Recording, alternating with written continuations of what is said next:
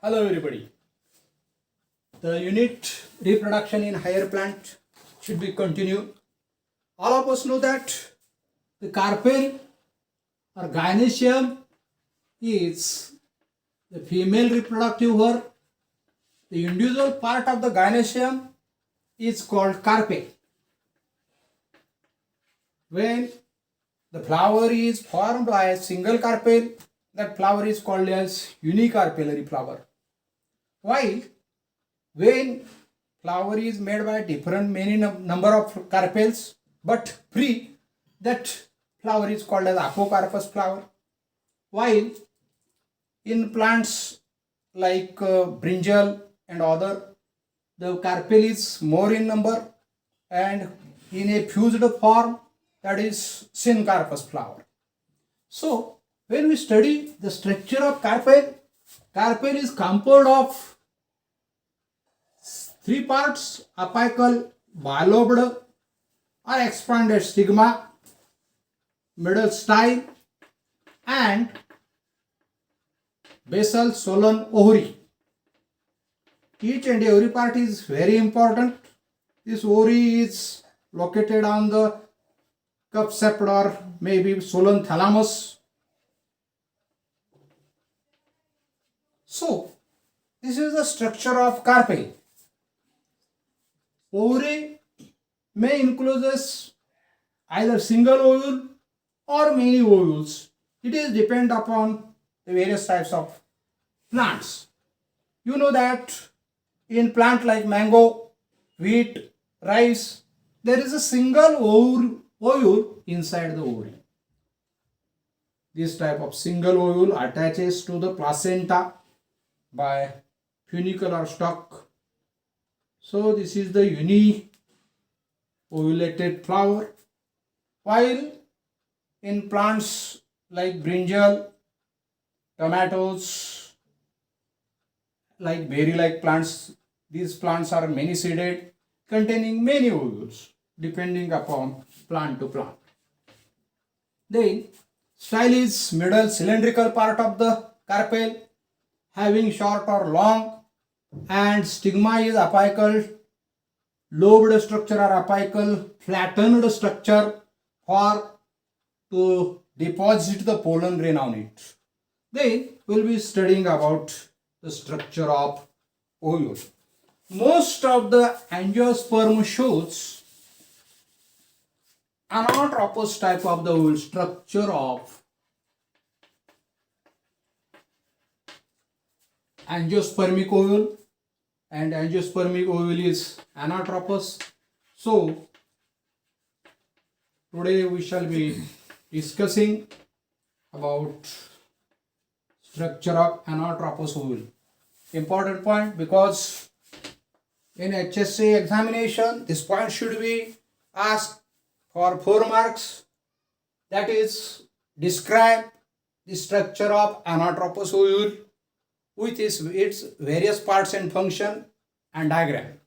See here, first at all we will be discussing about, or we will be studying the diagram of the ovule, very IMP diagram, for only diagram carrying about 2 marks. Ovule shows anatropous structure as it is composed of various parts. The parts like base of the ovule, that is called choloza, tip of the ovule, that is called micropyle, and stalk of the ovule which attaches to the placenta called funicle. This is the placenta. This is the stalk of the ovule called funicle or funiculus, and remaining part of the ovule, that is called body of the ovule.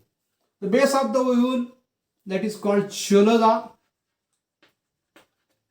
Tip of the ovule, toward which there is a small pore called micropyle, and ovule encloses by 2 protective layers as inner, this is the outer layer, this is the inner layer,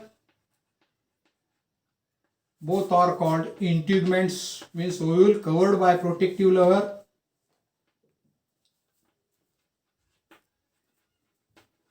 Called integuments, outer integument and inner integument. Inside the ovule there is a cellular mass called nucellus,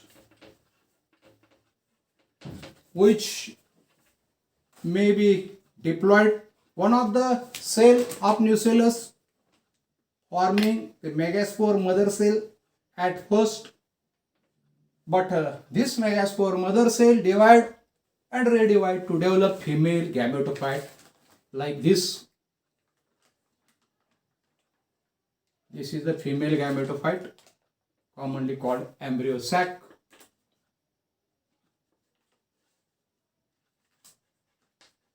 Female gametophyte or embryo sac. This embryo sac is of 7-celled structure and 8 nucleated, from which toward the micropyle this region there is 3-celled arranges this way, while toward the chalazoid there are also 3-cell arranges this way, and at the center there are 2 cells joined together and forming the secondary nucleus. So this is 7-celled and 8 nucleated embryo sac. See the names. These are the antipodal cells.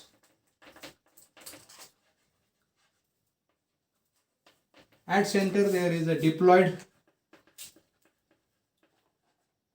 secondary nucleus or polar nuclei. Secondary nucleus, and toward this there is an egg apparatus in which at center there is egg, and laterally it has synergids. There are 2 synergids on both the sides, one at this side, one at this side, and both eggs and synergids collectively forming or collectively called egg apparatus. So this is the anatropous ovule in angiosperm or flowering plant. विद्यार्थ्यांनो, अत्यंत महत्त्वाचा हा point आहे, structure of anatropous ovule. Anatropous ovule म्हणजे कसा, inverted. म्हणजे काय, when their micropyle is toward the funiculus stalk. हा देठ आहे. देठ हा बघा, body आणि micropyle parallel to the stalk. That type of ovule is called anatropous or inverted. जेव्हा आपण मान खाली घालून उभा राहतो तसं हे स्ट्रक्चर आहे, त्याला anatropous ovule असं म्हणतात. बघा, याच्यामध्ये ओव्हिलचे 2 पार्ट महत्त्वाचे आहेत. देठासारखा जो भाग आहे, स्टॉक म्हणतो त्याला फ्युनिक्युलस असं म्हणायचं, स्टॉक ऑफ द ओव्हिल. तो देठ ज्या ठिकाणी बॉडीला चिकटलेला आहे किंवा जिथं अटॅच झालेला आहे त्याला हायलम असं म्हणतात, आणि बाकीचा सगळा भाग जो आहे त्याला बॉडी ऑफ ओव्हिल म्हणतात. आता बॉडी ऑफ ओव्हिल मध्ये ovule is surrounded by 2 protective layers called integuments. बघा, हे जे 2 लेयर आहेत संरक्षणासाठी त्याला इंटिग्युमेंट म्हणायचं. एक्सेप्ट ए स्मॉल पोअर, लहानसं छिद्र आहे, त्याच्या व्यतिरिक्त it is surrounded all over. मग टिपला जे स्मॉल पोअर आहे त्याला काय म्हणायचं, त्याला म्हणायचं micropyle. It is a small pore, लहानसं छिद्र आहे त्याला मायक्रोपाईल म्हणायचं. बेस जो आहे त्याला चलजा असं म्हणतात, नाव लक्षात ठेवा. त्यानंतर आतमध्ये जे पेशीचे जे मोठं मास आहे बॉडीमध्ये त्याला न्यूसेलस असं म्हणतात. न्यूसेलस. न्यूसेलस मध्ये सुरुवातीला डिप्लॉइड सिंगल सेल फंक्शनल असते, ती बनते आणि त्याच्यापासून काय होतं, एम्ब्रियो सॅक तयार होते. आता ही एम्ब्रियो सॅक कशी तयार होते हा पुढचा पॉईंट आपण बघणार आहे. पण एम्ब्रियो सॅक कशी आहे ती बघा. एकूण 7 सेल आहेत. 1 2 3 मायक्रोपाईलच्या बाजूला 3 सेल आहेत की ज्यामध्ये मधली सेल जी आहे ती एक्स किंवा फिमेल गॅमेट आहे. तिच्या 2 बाजूला 2 सिनर्जिड सेल्स आहेत. ती सिनर्जिड सेल्स एरिया असतात, त्याच्यापासून फिलिफॉर्म ॲपॅरेटस तयार होतं. मध्यभागी 2 केंद्रक एकमेकाला फ्यूज झालेले आहेत. केंद्रकाचं विभाजन झाल्याने एकच पेशी पण 2 केंद्रक फ्यूज होऊन डिप्लॉइड सेकंडरी न्यूक्लियस असं म्हणतात. यांना सुरुवातीला फ्यूज होण्यापूर्वी यांना पोलार न्यूक्लियाय म्हणतात. ते फ्यूज झाल्यानंतर त्याला सेकंडरी न्यूक्लियस, आणि 2 न्यूक्लियस जोडल्यात म्हणून ते डिप्लॉइड आहे. आणि चेलोजल रिजनला या ठिकाणी 3 अँटीपोडल सेल्स आहेत. अशा प्रकारे हे अनाट्रोपस ओव्हिलची रचना. ही आकृती काढा. आणि डिस्क्राईब करा, त्यावेळी तुम्हाला फुल क्रेडिट मिळेल, मार्क्स मिळतील. आता पुढचा पॉईंट आपण बघणार आहे, हाऊ दिस फिमेल गॅमेटोफाइट और embryo sac can be developed. प्रश्न येतो, describe the process of development of embryo sac. बघा प्रश्न कसा येतो, describe the process of development of embryo sac. Embryo sac development of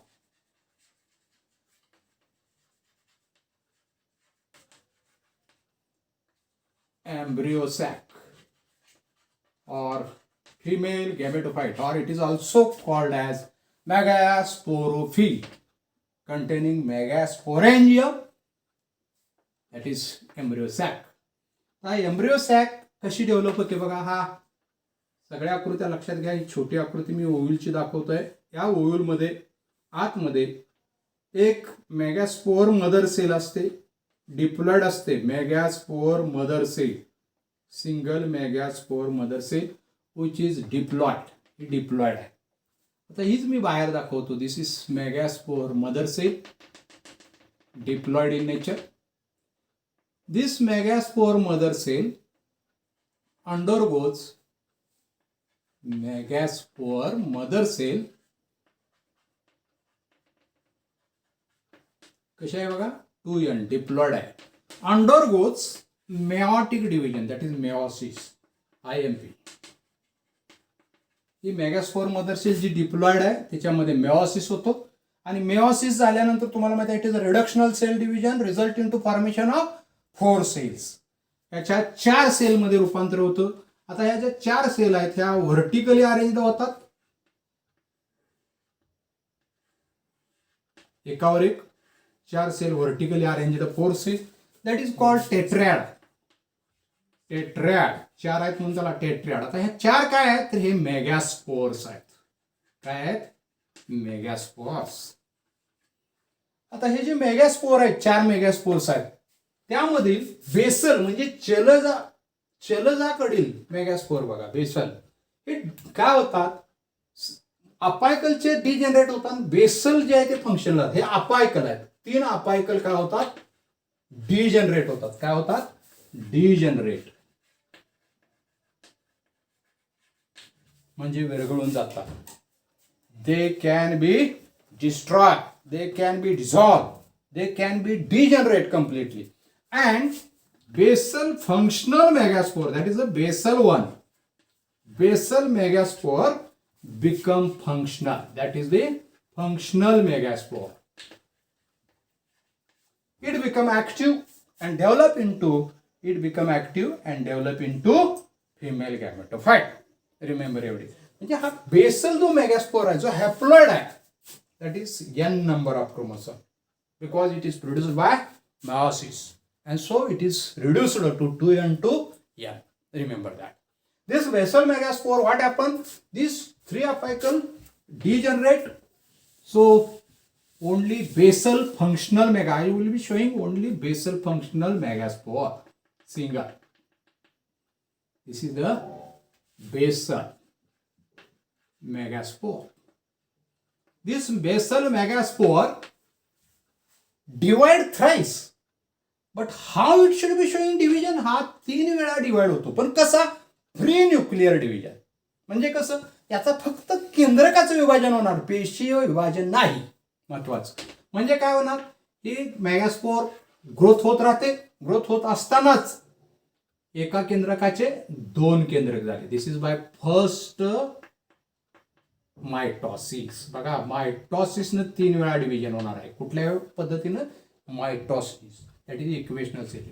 second mitosis, दुसऱ्यांदा परत mitosis होतं.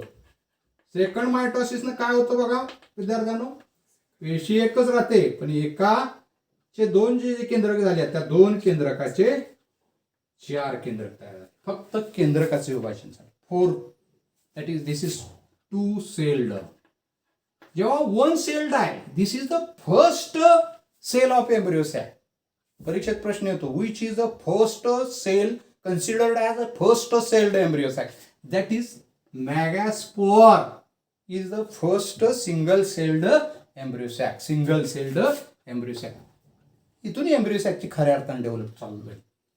मेओसिस नंतरची जी पेशी आहे तिथून खऱ्या अर्थानं एम्ब्रियो सॅक डेव्हलपमेंट सुरू झाली. आता ही 2 सेल्ड एम्ब्रियो सॅक म्हणू आपण. काय म्हणूया आपण? 2 सेल्ड एम्ब्रियो सॅक. तशी ही 4 सेल्ड.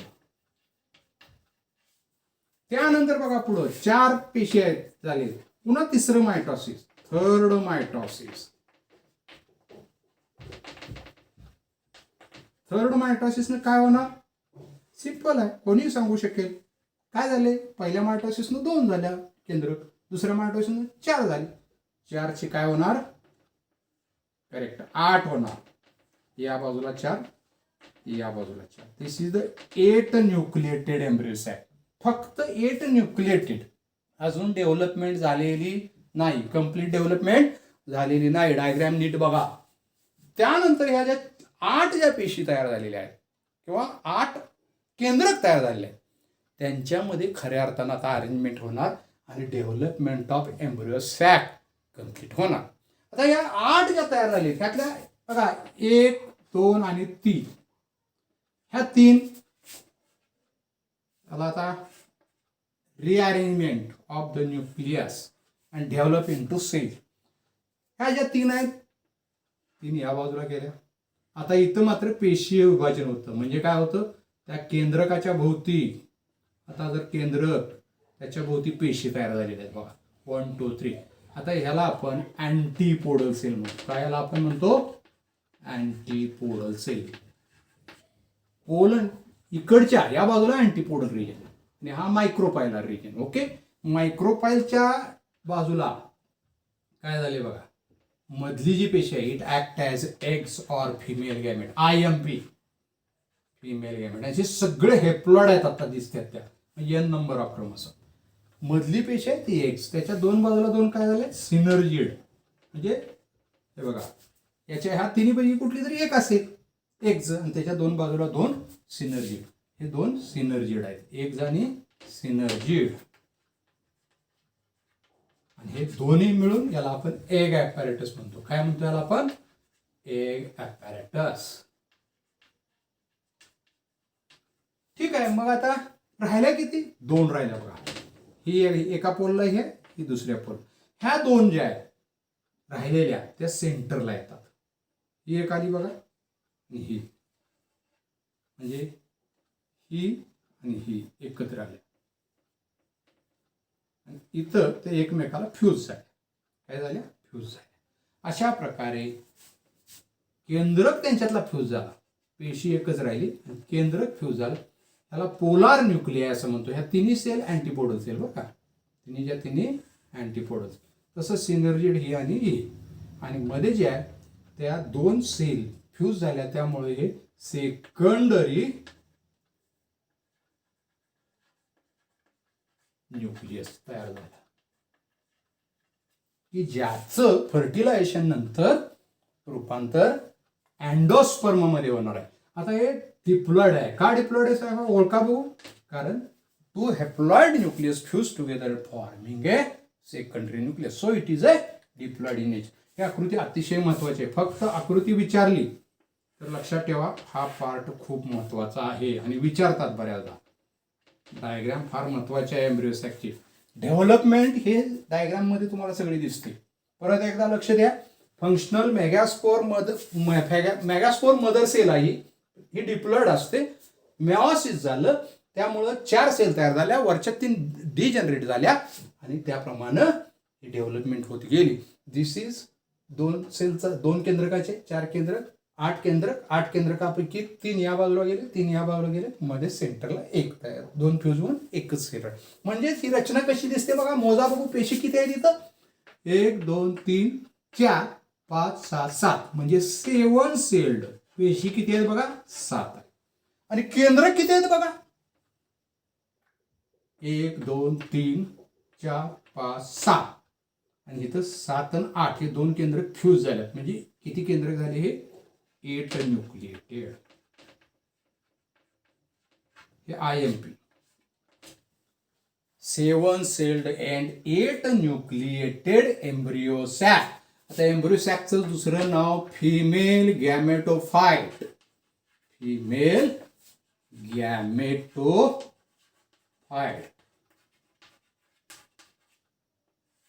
किंवा अजून सुद्धा आपण त्याला मॅगॅस्पोरॅन्जियम असं सुद्धा म्हणतात. काय म्हणतात त्याला? मॅगॅस्पोरॅन्जियम.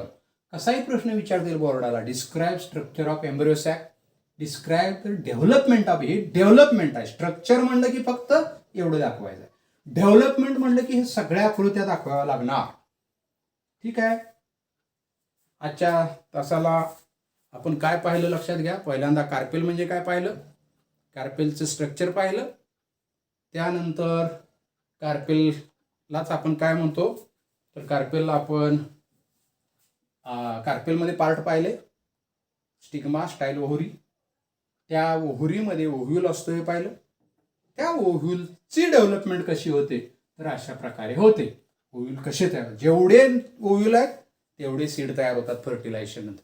आता हे जे एम्ब्रियो सॅक आहे, हे embryo sac it is ready for fertilisation. आता हे फर्टिलायझेशनसाठी रेडी आहे. तर महत्वाचं काय आहे, हे जे सिनर्जिड आहे ह्याचं काय काम तुम्ही म्हणणार. These synergids are having a hairy mass on it, forming a dense and full of cytoplasm.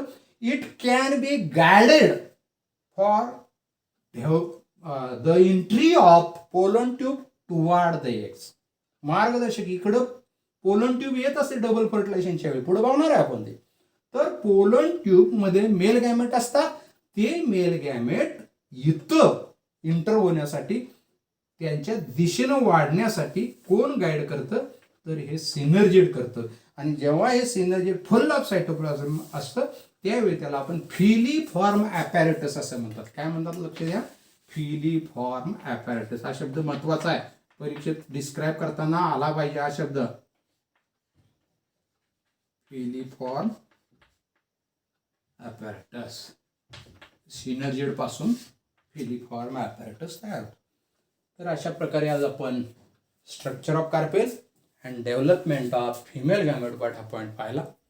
पुढच्या तासाला आपण पॉलिनेशन, त्याचे टाईप्स, एजन्सीज वगैरे बघणार आहे. सर्व लक्ष द्या, नियमित अभ्यास करा. थँक्यू. Good bye.